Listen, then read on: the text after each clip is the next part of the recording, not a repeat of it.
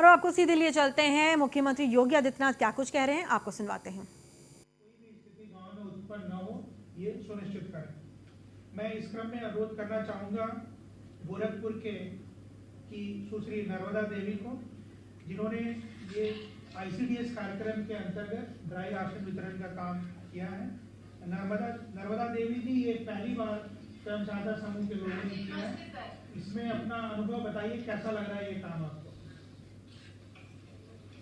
मेरा नाम नर्मदा है। हमारे ग्राम का नाम मौजी है। ब्लॉक खजनी है। जिला गोरखपुर। कैसे आप लोगों ने काम किया है? जी सर। ये महिला स्वयंसेवी समूह ने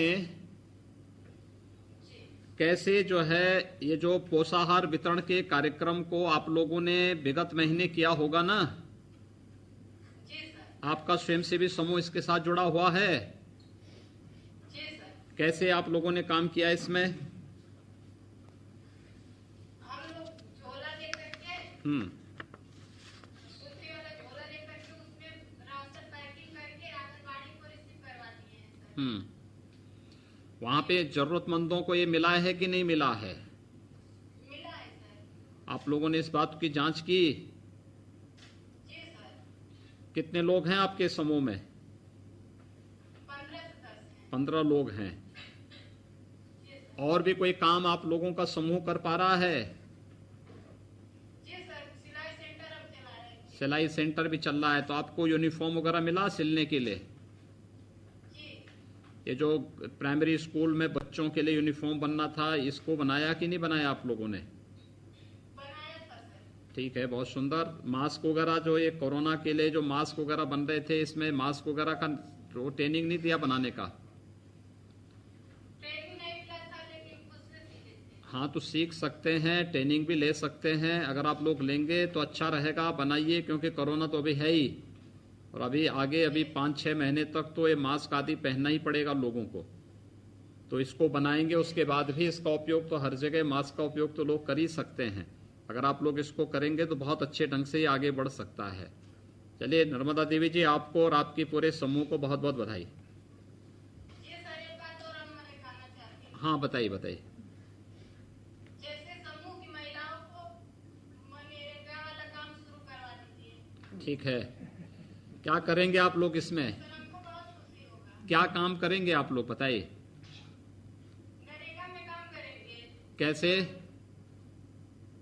और मिट्टी खन के कपाल पर।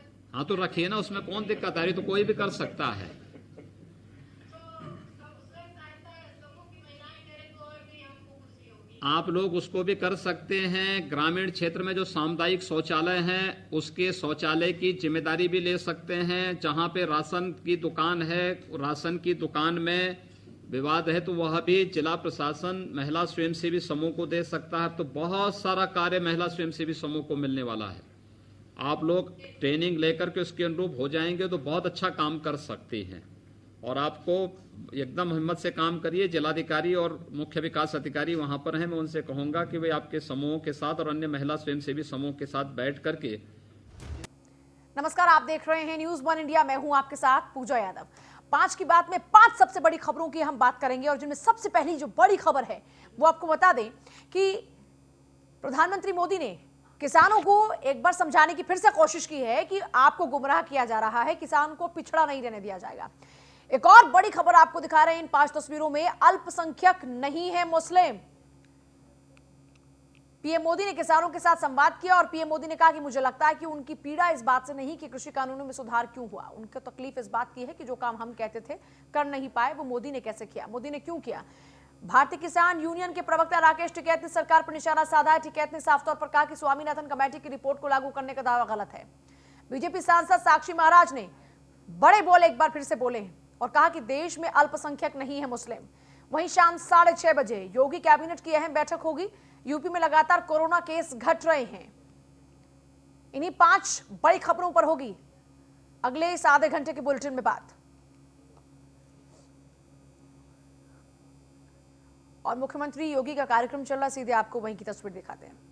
को चाहिए कि हम उनके साथ संवाद बना करके उन्हें कार्य देने के लिए प्रेरित करें। अच्छा है, कार्य के लिए वे सभी कार्यक्रम उन तक हम पहुंचाने का कार्य करें जिससे उनके हाथों को रोजगार मिल सकें और वे अधिक से अधिक कार्यों के साथ जुड़ करके, शासन की योजनाओं के साथ जुड़ करके अपने समूह को और भी लाभकारी बना करके औरों के सामने एक प्रेरणा प्रस्तुत कर सकें। प्रदेश के अंदर इस दिशा में पिछले 8-9 महीनों के दौरान बहुत काम हुआ है। खासतौर पर आपने देखा होगा, अभी हम लोगों ने एक बेसी सखी से बातचीत किया है। प्रदेश के अंदर हर ग्राम पंचायत में एक बैंकिंग कॉरेस्पॉन्डेंट सखी के चयन की प्रक्रिया पूरी हो चुकी है और उनकी ट्रेनिंग का कार्यक्रम हो रहा है। ट्रेनिंग के बाद ये हर गांव में जाएंगी, पैसे के लेन देन के कार्यक्रम को बैंकों से जोड़ करके लोग स्वयं वहां पे संपादित करेंगे। कितना बड़ा कार्य है ये। आपने देखा होगा, कोरोना कालखंड में हम वृद्धावस्था पेंशन, निराश्रित महिला पेंशन, दिव्यांगजन पेंशन, किसान सम्मान निधि या फिर जनधन अकाउंटधारी महिलाओं के खाते में जो प्रधानमंत्री जी ने अतिरिक्त धनराशि उन्हें उपलब्ध कराई थी, इस सभी के लिए लोग बैंकों में जाते थे, वहां लाइन लगाते थे। कोरोना का खतरा समाप्त नहीं हुआ, हर गांव में बैंक भी नहीं है। हमारे पास प्रदेश के अंदर अगर हम लोग देखेंगे तो 59,000 के आसपास ग्राम पंचायतें हैं। हमारे पास 700 से अधिक नगर निकाय हैं, लेकिन बैंकों की संख्या प्रदेश में कुल 18,000 है। तो स्वाभाविक रूप से हर गांव में बैंक की शाखा नहीं है, तो हर गांव में बैंक की शाखा या बैंक उपलब्ध न होने के कारण उन्हें 5 किलोमीटर 7 किलोमीटर तक जाना पड़ता है। आने जाने में समय लगना, बैंक में भीड़ होने पर वहां उनको वेट करना, ये सभी कार्य, दूसरा बैंक का एक कार्य दिवस का होता है उनका, सुबह 10 बजे से लेकर 2 बजे तक ही वे पैसे का लेन देन कर सकते हैं। लेकिन जब ये वीसी सखी गांव में काम करेंगी तो किसी भी समय पैसा जमा करने और पैसा निकालने का एक सुविधा गांव के सामान्य व्यक्ति को गांव में ही प्राप्त होगा। अनेक महिला स्वयंसेवी समूह से जुड़ी भी सदस्यों को इसके साथ जुड़ने का अवसर मिला है। ये 58,000 से अधिक ये बीसी सखी प्रदेश की ग्राम पंचायतों में बन रही हैं। एक बहुत बड़ा कार्य हो रहा है और महिला स्वयंसेवी समूह के लिए यह एक अवसर है। इसी प्रकार से सामुदायिक शौचालयों की स्वच्छता और उसके रखरखाव की व्यवस्था आप देखेंगे, हर ग्राम पंचायत में एक एक सामुदायिक शौचालय बनना है। यानी 59,000 ग्राम पंचायतों में एक एक सामुदायिक शौचालय बनेगा तो 59,000 महिला स्वयंसेवी समूह से जुड़ी हुई एक महिला को उसके साथ जुड़ने और 6,000 रुपये महीने, यानी उसके रखरखाव साफ सफाई की व्यवस्था के बदले 6,000 रुपये हर महीने उन्हें उपलब्ध होगा। बीसी सखी के बाद सामुदायिक शौचालयों के रखरखाव और उसके स्वच्छता के प्रति जागरूकता और उसको पूरी तरह देखभाल करना, और उनको इतना रोजगार का सृजन वहां पे हुआ है। जैसे अभी अलीगढ़ के अंदर आपने देखा होगा कैसे एक महिला स्वयंसेवी समूह से जुड़ी बहन ने बोला कि पति का काम नहीं था, घर की आवश्यकता थी, उन्होंने इस व्यवस्था को संभाला।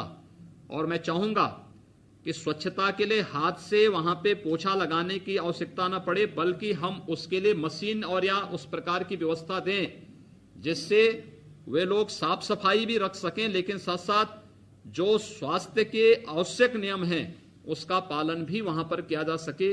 इस बात को भी हमें ध्यान में रखना होगा। उसके साथ हम उनको जोड़ें।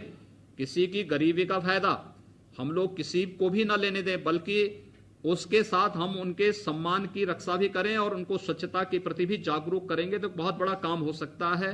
मैं अलीगढ़ के और अन्य सभी जिला प्रशासन से कहूंगा कि इस बात का ध्यान रखेंगे। हर ग्राम पंचायत में जिन भी बहनों को ये काम देंगे तो उन पर इस बात के ध्यान रखने की आवश्यकता है। प्रदेश सरकार ने यह भी निर्णय लिया है कि प्रदेश के अंदर जितने भी राशन की दुकानें हैं, जहां भी कोई अनियमितता की शिकायत आती है और वह निरस्त होती है तो पहली प्राथमिकता गांव की महिला स्वयंसेवी समूह को देने की होनी चाहिए। और इसमें हमें बिना किसी उसके महिला स्वयंसेवी समूह को ये कोटे की दुकान देनी चाहिए और उसमें आवश्यक प्रशिक्षण की आवश्यकता पड़ती है तो उन्हें दे करके इस कार्यक्रम को हमें आगे बढ़ाना चाहिए। मुझे तो बहुत अच्छा लगा कि एक जगह जहां पे ट्रैक्टर से राशन लाने का काम महिला स्वयंसेवी समूह से जुड़ी हुई महिलाएं स्वयं ट्रैक्टर चला के राशन लेके आ रही हैं। ये महिला स्वावलंबन का और मिशन शक्ति का एक प्रभाव है। ये उसका परिणाम है कि कितनी मजबूती और कितने विश्वास के साथ वे अपने गांव के लोगों के लिए राशन उपलब्ध कराने के लिए पूरी मजबूती के साथ कार्य कर रही हैं। क्योंकि एक महिला जब स्वावलंबन के साथ आगे बढ़ती है तो परिवार ही नहीं, पूरा समुदाय, पूरा गांव के सामने एक विश्वास का वो प्रतीक बनता है। एक अच्छा कार्य इसके माध्यम से होता है। प्रदेश सरकार ने पहले चरण में प्रदेश के अंदर 200 से अधिक विकास खंडों में बाल विकास और पुष्टाहार के द्वारा दिए जाने वाले पोषाहार की व्यवस्था महिला स्वयंसेवी समूह को दिया है। प्रदेश सरकार ने एक सैद्धांतिक निर्णय लिया है कि प्रदेश के अंदर सभी विकास खंडों में जितने भी हमारे 821 विकास खंड हैं, इन सभी में हम लोग महिला स्वयंसेवी समूह के माध्यम से इस कार्यक्रम को आगे बढ़ाएंगे। और मुझे प्रसन्नता होगी कि जब पहले चरण में जो 200 से अधिक पर एक कार्रवाई चल रही है, जिस पर इन्होंने बहुत अच्छे ढंग से कार्यक्रम को आगे बढ़ाया है, ये कार्यक्रम अगर सफलतापूर्वक आगे बढ़ जाता है तो ये अपने आप में देश के लिए एक मानक होगा। दूसरा, समय पर कुपोषित महिलाओं को, बच्चों को उनका पोषाहार उपलब्ध हो जाए और वे उसका सेवन करने लग जाएं, इसके बारे में जागरूकता का एक विशाल कार्यक्रम हम आगे बढ़ा लें तो इसका व्यापक प्रभाव पड़ने वाला है। स्वास्थ्य पर, इसके यानी सामुदायिक स्वास्थ्य पर भी इसका असर पड़ेगा और लोग स्वाभाविक रूप से प्रदेश के अंदर जो मातृ मृत्यु दर है, शिशु मृत्यु दर है, इन सबको नियंत्रण करने में भी हमें बहुत मदद मिलेगी। इन कार्यक्रमों को हम आगे बढ़ा सकते हैं। मुझे बहुत प्रसन्नता है, ड्रेस, स्कूली बच्चों के ड्रेस निर्माण के लिए भी बहुत सारे जनपदों ने अच्छा काम किया है। खासतौर पर प्रयागराज में 17,000 ड्रेस एक महिला स्वयंसेवी समूह के द्वारा बनाया जाना, और ये तो हर एक ग्राम पंचायत में हमारे प्रदेश के अंदर 1,58,000 से अधिक हमारे बेसिक शिक्षा परिषद के स्कूल हैं। 1,80,00,000 से अधिक, यानी दिल्ली की जितनी आबादी है उतना हमारे यहां बेसिक शिक्षा परिषद में बच्चे पढ़ते हैं। उतने बच्चों के लिए 2-2 यूनिफॉर्म बनाने की कार्रवाई, और उतने बच्चों के लिए यूनिफॉर्म बनाने की कार्रवाई के साथ ही उतने बच्चों 1,80,00,000 बच्चों को स्वेटर भी प्रदेश सरकार दे रही है। ड्रेस बनाने के साथ साथ स्वेटर की बुनाई का काम भी, उसकी ट्रेनिंग के कार्यक्रम को भी कुछ महिला स्वयंसेवी समूह को हम जोड़ सकेंगे तो एक साथ 1 वर्ष पहले ही अगर उनको इस बात का ऑर्डर देकर के वे बनाने लग जाएंगी तो उनके पास एक बहुत बड़ा कार्य इसके माध्यम से उपलब्ध हो सकता है। लेकिन साथ साथ हमें इस ट्रेनिंग को देने के साथ ही हमें रेडीमेड गारमेंट्स के साथ भी इसको जोड़ना चाहिए। आखिर उत्तर प्रदेश इसका हब क्यों नहीं बन सकता है? जब गांव में एक एक महिला स्वयंसेवी समूह इस कार्य के साथ जुड़ करके और स्वयं विश्वास के साथ कह सकती हैं कि नहीं, हम अच्छा सिलेंगे, अच्छा कपड़ा सिलेंगे, तो हमारा प्रयास होना चाहिए कि हम उन्हें मार्केट से रॉ मटेरियल उपलब्ध करवाएं और फिर उनके लिए मार्केटिंग की व्यवस्था करें। जो भी कपड़ा वे सिलती हैं उन्हें मार्केट तक पहुंचाने की व्यवस्था, और इसमें हमें उन्हें आगे बढ़ाने के लिए कार्य करना चाहिए। एक जनपद एक उत्पाद के अंतर्गत जो प्रदेश के अंदर विभिन्न जनपदों की अलग अलग उत्पाद है, महिला स्वयंसेवी समूह की इसमें बहुत बड़ी भूमिका हो सकती है। इसके प्रचार प्रसार में, इसकी ब्रांडिंग में और इसकी मार्केटिंग में। जैसे एक महिला स्वयंसेवी समूह ने बताया कि उन्होंने कैसे मूंज के बर्तन अपने तरीके से उन्होंने बनाए हैं, ऐसे ही अलग अलग समूह के द्वारा अलग अलग, कहीं कालीन का काम होता है, कहीं साड़ी का काम होता है, कहीं पे अन्य अलग अलग कार्य होते हैं। बहुत अच्छा कार्य हम इसके माध्यम से कर सकती हैं। इसके साथ ही प्रदेश के अंदर जो संभावनाएं हैं वह हैं अगरबत्ती बनाने के काम भी। बहुत सारे अस्त्र आप देखते होंगे, बड़े बड़े धर्मस्थल हैं, बड़े बड़े जगह लोग फूल की खेती करते हैं, पुष्प की खेती करते हैं, लेकिन पुष्प जब तक पौधे से तोड़ा नहीं जाता है तब तक उसमें वह पुष्प रहता है। मंदिर में चढ़ाने के बाद 10 घंटे 12 घंटे के बाद फिर उसको निकाल के फेंक दिया जाता है। अगर हम उसे कलेक्ट कर लें, एक जगह इकट्ठा करके सुखा लें, तो उससे धूप अगरबत्ती भी बन सकती है, उससे इत्र भी बन सकता है, उससे तमाम अन्य चीजें बन सकती हैं। यानी भगवान को अर्पित किए गए या अतिथि को अर्पित किए गए पुष्प का कैसे उपयोग किया जा सकता है, यह आज एक नई ट्रेनिंग के कार्यक्रम को हम जोड़ सकते हैं। इस कार्यक्रम को बहुत अच्छे ढंग से आगे बढ़ा सकते हैं। इसी प्रकार से गौ आधारित खेती के लिए भी हम लोग कार्यक्रम बना सकते हैं। महिला स्वयंसेवी समूह एफपीओज के साथ भी गठन कर किया जा सकता है। गौ आधारित खेती को बढ़ावा देने के लिए, या मैंने देखा था इस बार दीपावली के अवसर पर गाय के गोबर से लोगों ने दीपक बनाए, बड़े पैमाने पे लोगों ने इसको खरीदा। बहुत सारी जगह महिला स्वयंसेवी समूह ने मिट्टी के दीपक बनाए। दीपावली के अवसर पर और अन्य अवसरों पर उसकी बहुत बिक्री हुई। बहुत अच्छा उसका एक को देखने को मिला, लोगों में एक नया आकर्षण उसको देखने को मिला। अगर गांव-गांव में और नगर-नगर में इस प्रकार का कार्य होने लग जाएगा तो हमें दीपावली के अवसर पर झालर लेने के लिए या दीपक लेने के लिए या गौरी गणेश की प्रतिमा के लिए चीन पे निर्भर रहने के लिए क्यों मजबूर होना पड़ेगा, या चीन अपने उत्पाद को हमारे मार्केट में कैसे ला पाएगा। आत्मनिर्भर भारत का आधार हमारी स्थानीय उत्पाद और महिला स्वयंसेवी समूह के द्वारा जो स्थानीय स्तर पर किया जा रहा प्रयास है, ये बनेगा। और इस दृष्टि से बहुत सारी महिला स्वयंसेवी समूह ने बहुत अच्छा, बहुत शानदार कार्य किया है। मुझे बहुत प्रसन्नता है कि आज इस कार्यक्रम के साथ जहां एक रिवॉल्विंग फंड उनके यहां उनको अलग अलग स्वयंसेवी समूह को उपलब्ध कराने का कार्य किया जा रहा है, साथ ही साथ यहां पर एक ट्रेनिंग के साथ हमारा एक विशेष एमओयू उत्तर प्रदेश का यूपी SRLM और ICICI बैंक के मध्य में एक यहां पर समझौता ज्ञापन पर भी हस्ताक्षर हुआ है कि ये दोनों मिलकर के इस कार्यक्रम को सफलतापूर्वक प्रदेश के अंदर हर एक स्थल पर लेके जाएंगे। हमारा प्रयास होना चाहिए कि अभी प्रदेश के अंदर लगभग 4 लाख के आसपास महिला स्वयंसेवी समूह हैं और 45 लाख के आसपास बहनें इसके साथ जुड़ी हुई हैं। हमारा प्रयास होना चाहिए कि अगले 1 वर्ष के अंदर हम इसको क्या दुगना कर सकते हैं। अगर हम दुगना कर लेंगे तो कितनी महिलाओं को हम आर्थिक स्वावलंबन की ओर अग्रसर करके महिला सशक्तिकरण यानी मिशन शक्ति के कार्यक्रम को सफलतापूर्वक आगे बढ़ा सकते हैं। एक बहुत बड़ा कार्य होगा और इस दिशा में मैं ग्राम्य विकास विभाग से कहूंगा कि यूपी SRLM जो कार्य कर रहा है ये बहुत अच्छा उनका प्रयास है।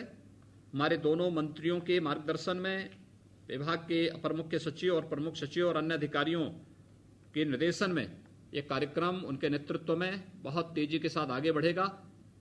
एक बार फिर से आज जिन महिला स्वयंसेवी समूहों को ये रिवॉल्विंग फंड उनके अकाउंट में वितरण करने की व्यवस्था की गई है, मुझे विश्वास है कि आप इस पूंजी का उपयोग करते हुए अपने स्वयंसेवी समूह को अन्य लोगों के लिए प्रेरणादायी बनेंगे।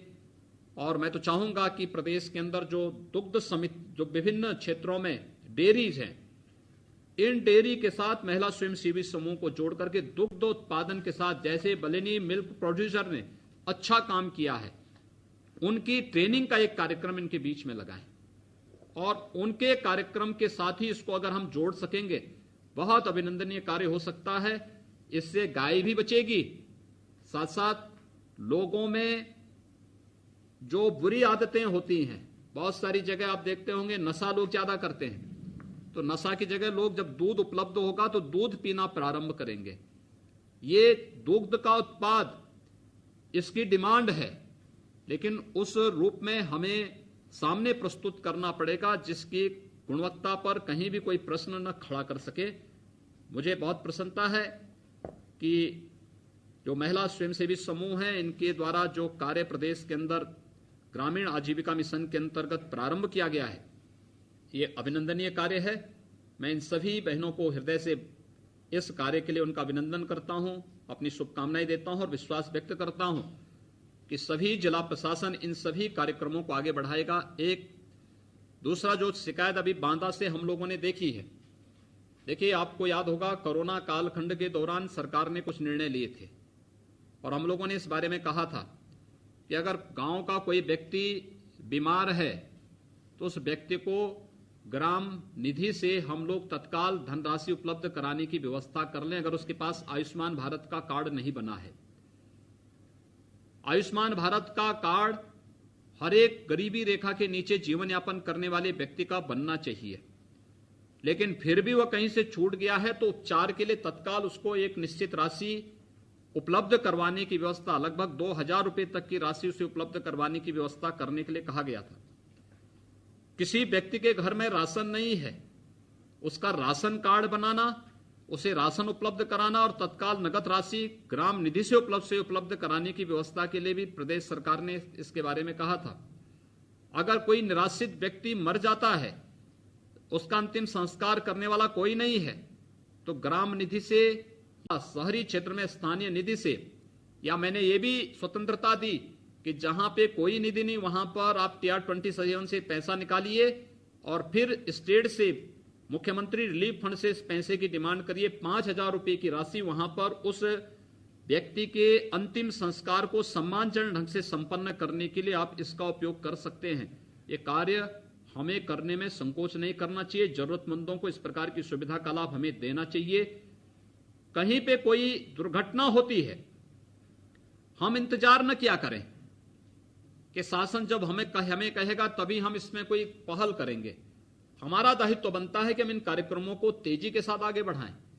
अच्छा होगा इस समय रेन बसेरे के कार्यक्रम, महिला स्वयंसेवी समूह को इसके साथ भी आप जोड़ सकते हैं। बहुत सारी जगह बहुत अच्छा कार्य महिला स्वयंसेवी समूह कर सकती हैं और ये कार्यक्रमों को हम जितनी तेजी के साथ आगे बढ़ा पाएंगे अच्छा होगा, क्योंकि भीषण शीतलहरी प्रारंभ हो चुकी है।